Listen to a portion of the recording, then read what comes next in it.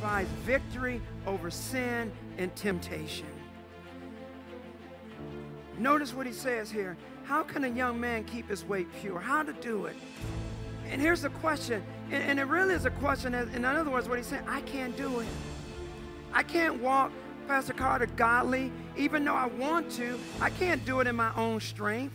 I can't be Christ-like in my own strength. I want to walk the road of righteousness, but I have to admit, some of my decisions get me off track. My flesh, the things in my heart, the stuff that God is working on me.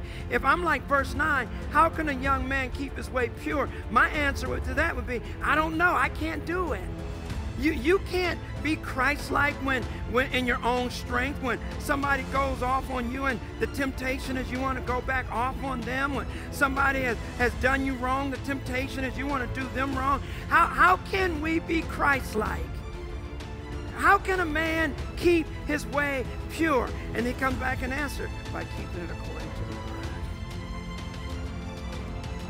That's what he's saying.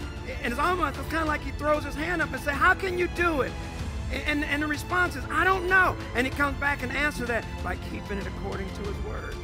In other words, what he says is, God has an expectation for how we live. But what I love about God is he also makes provision to equip you to do what he's expecting you to do. That's what I love about God. God says, I want you to be pure and righteous and holy. And your response is, I can't do it. He says, you know what? But let me provide you the word so that as you get the word in you, that's why it says here, verse 10, with all my heart, God, I sought after you.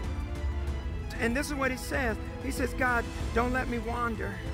Because if I wander from your word, I got to admit, I can't do this. This is what he said. I know if I get too far away from your word, what the propensity is for me to do. If I wander and stray away from your word, I can't do it. And I love what he says here in the next verse. He said, God, don't let me wander from your word. Help me stay connected with your word. But notice what he says in verse 11. He says, and to make sure I stay connected with your word, I'm going to put it in my heart.